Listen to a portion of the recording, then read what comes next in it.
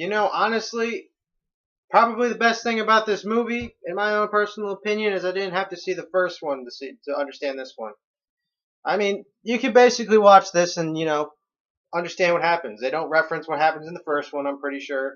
I wouldn't know. I haven't seen it, but yeah, it's pretty basic actually. Why the fuck am I reviewing this? I don't know. I needed something to review. So the synopsis for London Has Fallen is London steps in shit. Big terrorist attack happens because, well, there's a terrorist guy who had his family murdered once, and he wants revenge on the world. Typical, evil bad guy stuff. He's kind of like Raul Menendez from Call of Duty Black Ops 2, otherwise known as a piece of shit video game, with a cool villain. Yeah, that's actually pretty much it. The president gets stuck in London while these terrorists are trying to kill all the world leaders, and they have to get him out, obviously.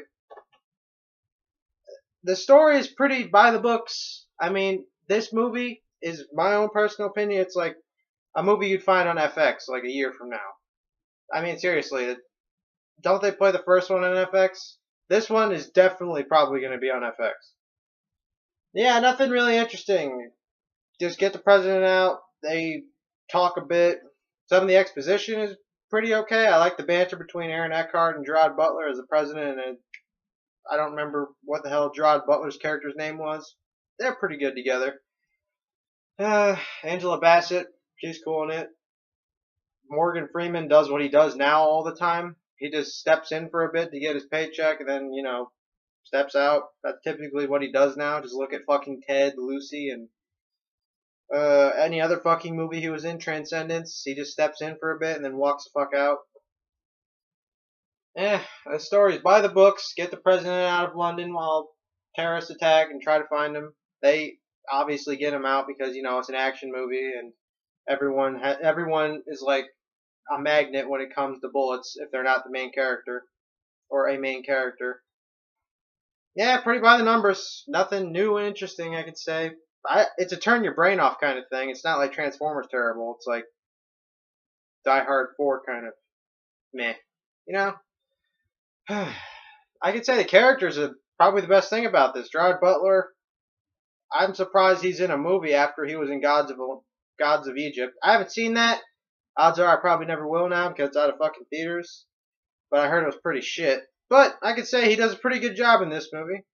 As character's name I forgot. And Aaron Eckhart, he's pretty good. I mean, he's not like Two-Face kind of good like he used to be. He does a sufficeable job. Angela Bassett does a pretty good job. Morgan Freeman just steps in and says, "Oh yeah, this is happening. Where's my fucking paycheck?" The villains. Oh god, this is where the movie really drags its fucking feet. This villain, I think I made a point that he's kind of like Raul Menendez. Nah. Raul Menendez is actually kind of way better. This guy just like, hey, yeah, I'm here to make a big terrorist plot, blah.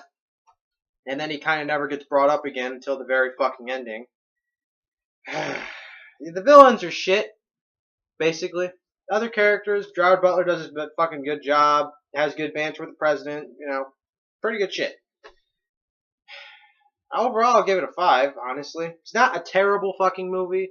I mean, it's a movie you could see on FX and just turn your brain off to spend a couple hours waiting for somebody to pick you up, or unless you're really fucking bored and you have to see if you want to see something on cable. It's kind of cable movie. CGI definitely proves it's kind of a cable movie. The CGI is pretty shit. Story is mediocre. Characters are good. Overall, it's a mediocre film, Turn your brain off kind of shit. Well, stay tuned for my Zootopia review on Tuesday, I hope.